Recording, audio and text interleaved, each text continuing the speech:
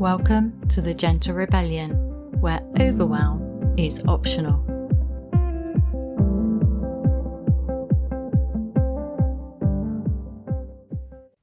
Hello. Welcome to this week's episode. The maple tree in my garden at the moment has gone the most extraordinary autumnal yellow. And watching it, there are just leaves falling gracefully, slowly. Often what happens is we get storms, autumnal storms, and stuff gets blown down very suddenly. And we don't always get the autumn colour long enough to enjoy it, just because of the way the weather is. But this year it's been a delightfully slow autumn, and the colours are just beautiful. Now every autumn I talk and write and teach about the fact that autumn with its falling leaves reminds us of the opportunity to let go of things that just don't work for us anymore.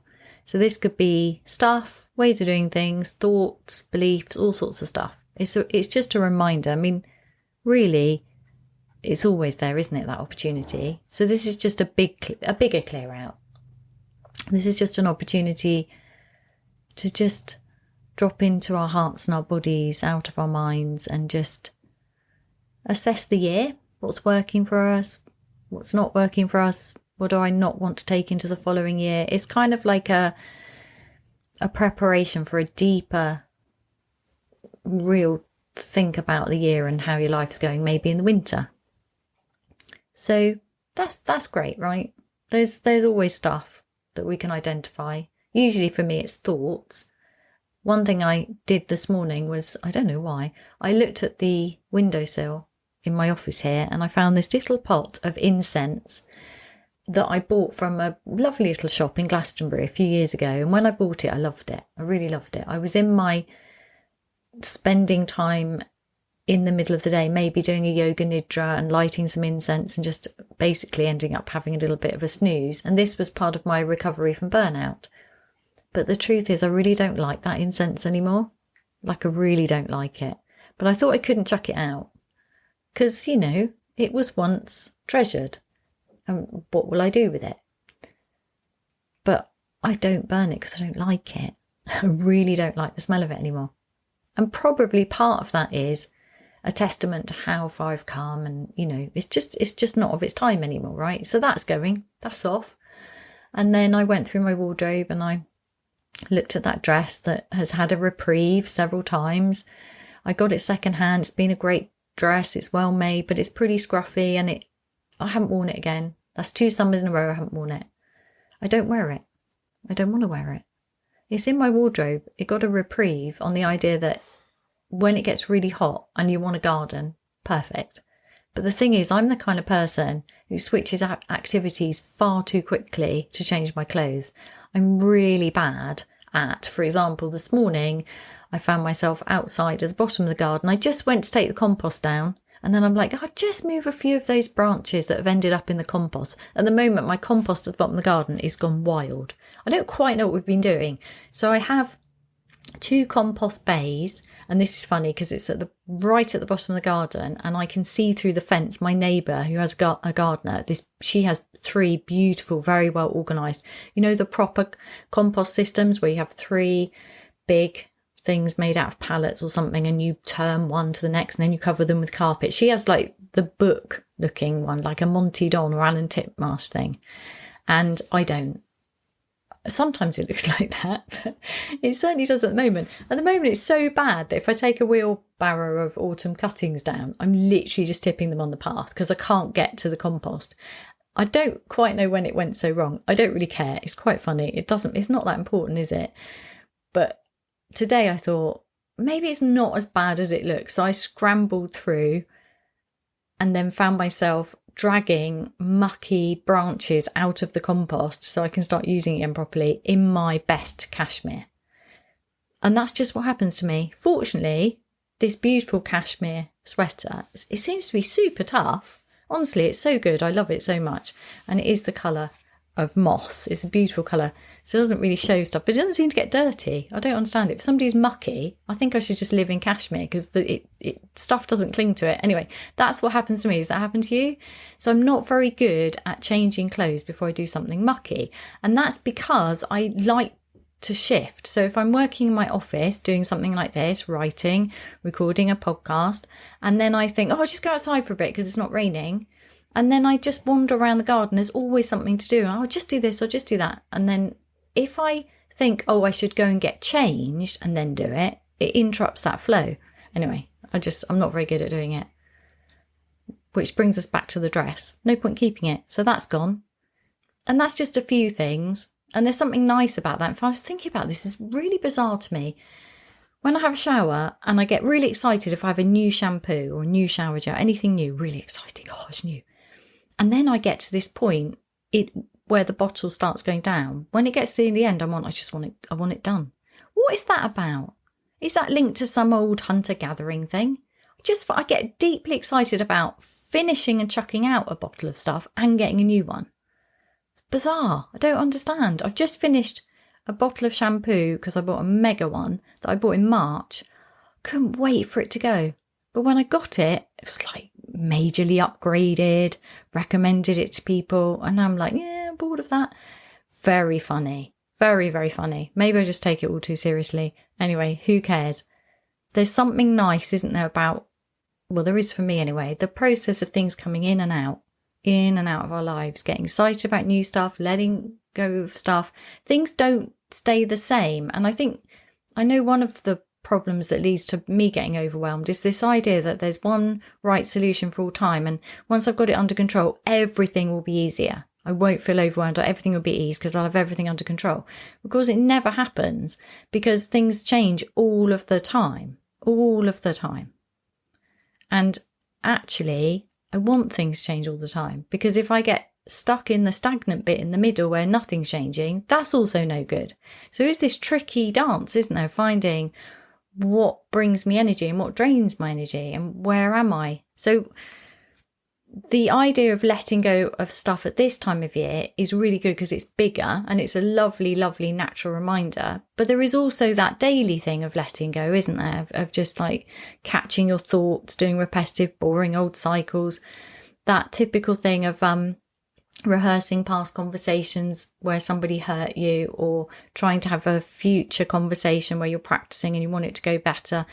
That can clog up our minds so much, can't it? I know that can happen to me, particularly when you get off guard, so falling asleep or waking in the night when you've got that semi-consciousness.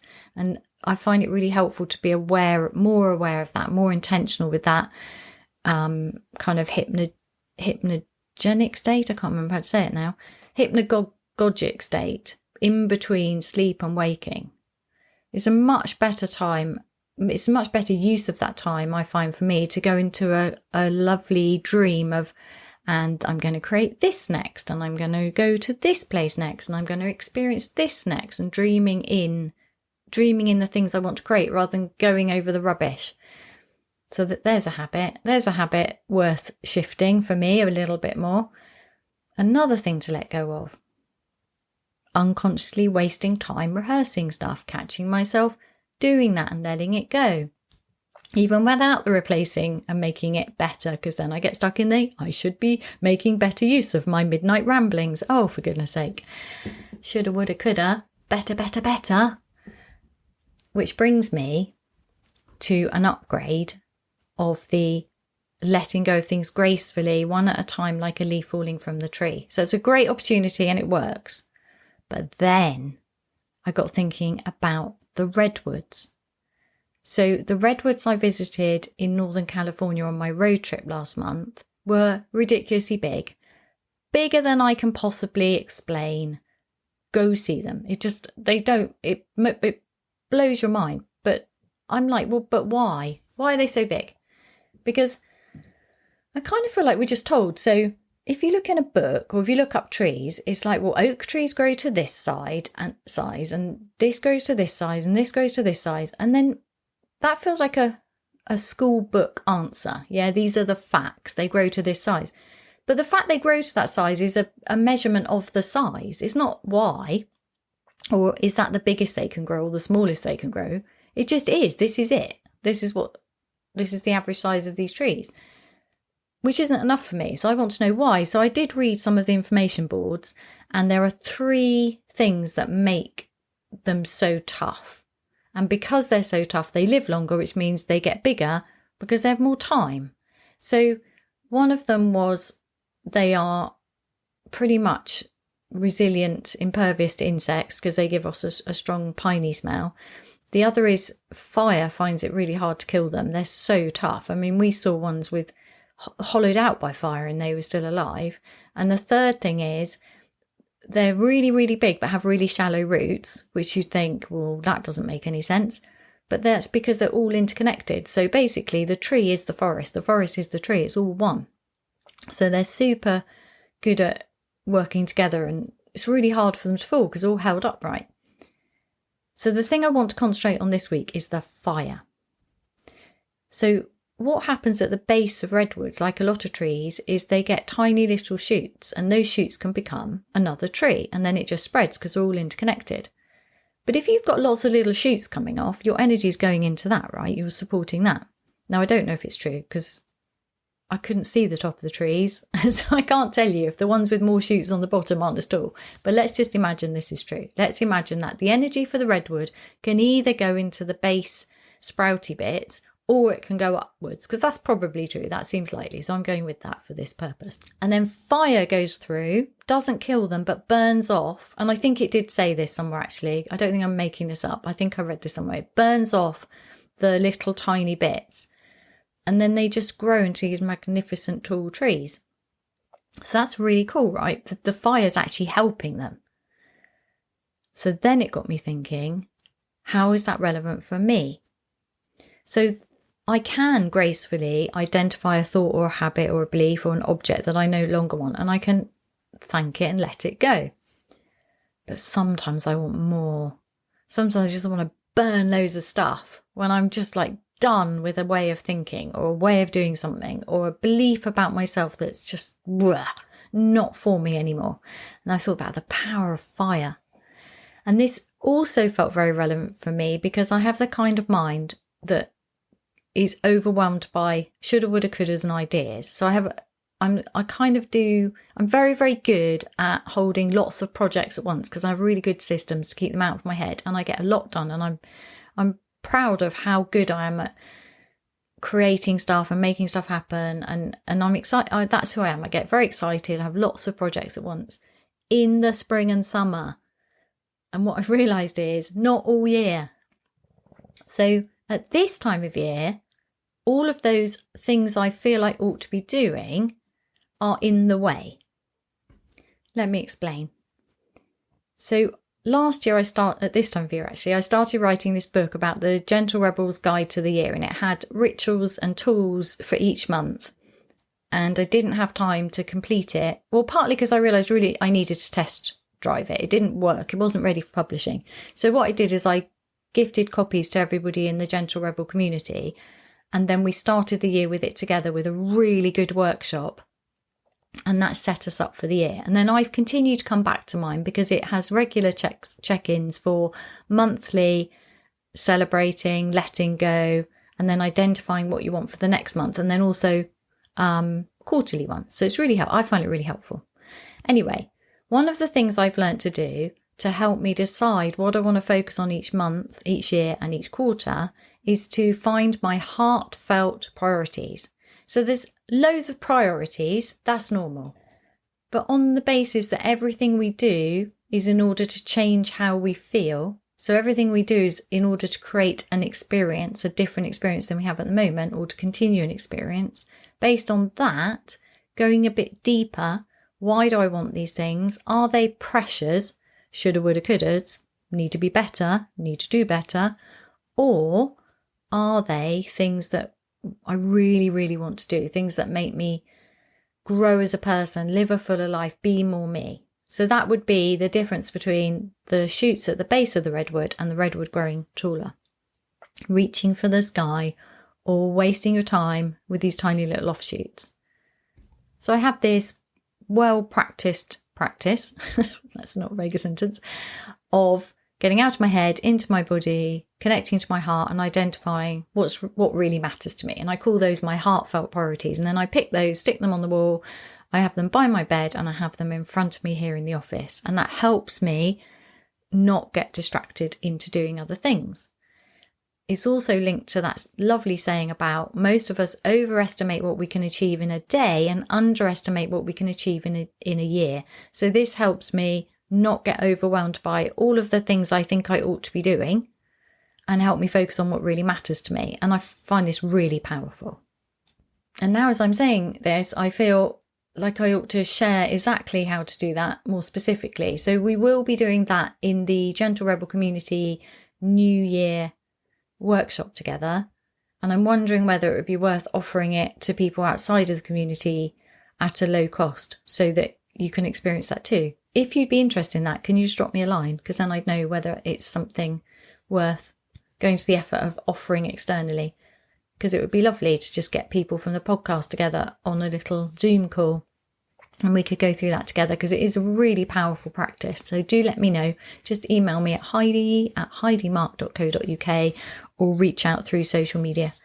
Okay, so usually I have, for the year I had 10 heartfelt priorities. And that's been so helpful. They were themes for the year connected to a word. So good. And that's what we did in that workshop. Really powerful because you can just keep coming back to it. Oh, that's what I was up to. That's what I really wanted. I got distracted. That's why I'm feeling overwhelmed. It doesn't mean you can't shift courses during the year. Of course you can. But if you've gone deep enough, you should have revealed what you really want. And it just makes it so much easier. So I found that really powerful this year. And then each month I'll have between 5 and 8, which is too much. So I'm trying to go with 4 to 5 each month. So it depends on the size of them. Some of them are finishing off of things or just one thing I need to focus on to do with the house or something. But a reasonable, smaller amount, not like the whole year ones. But this month I'm rebelling even more. And what I'm doing is recognizing that for me, autumn and winter are a different energy and I need to slow down and go within. And I just want to do things differently. It's definitely my season for writing. So what I've done this month is picked only 2 heartfelt priorities and I'm sticking with them not just for the month, but for the rest of the year. Woohoo! I can't tell you the freedom. Oh my goodness. It's just incredible because it honours who I am at this point in my life, how my mind works, how I work, what works. It's brilliant. Now, of course, there's still other things to do. It's not like I'm not doing the daily tasks, but it's the project base, it's the deeper stuff, it's the bigger things that I want to achieve.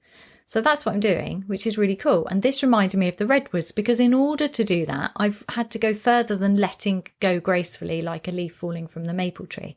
And I'm burning off those shoots. I'm literally going, no. It's almost like first of all, I've imagined them burning off.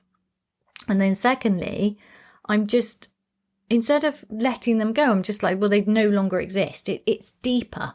It's almost like having, horses.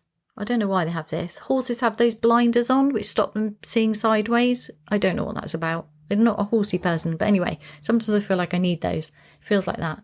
It's so nice. It's so calming. So, well, is that either of those projects?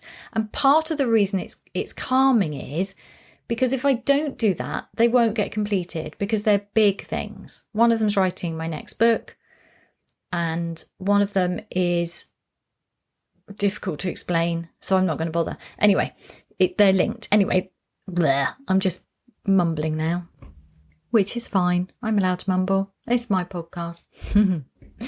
So, how would you feel about burning off, like in this powerful, allowing yourself to be free and reach for the sky way?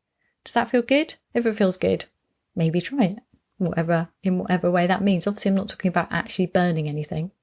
Although sometimes it's really fun to burn stuff, isn't it? Stuff in your house where you're like, I don't need those photos anymore. I don't need those notes. I don't need the receipts because it's more than 7 years since I did those accounts. Like that kind of stuff's nice, isn't it? I was talking to somebody the other day, so they just discovered loads of stuff and just cleared it out. Such a good feeling. There's something very powerful, isn't there, about fire?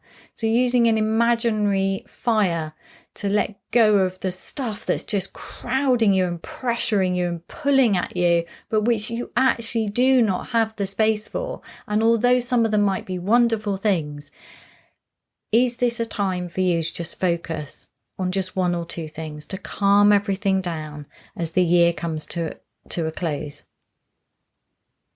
Or not? Have a great week.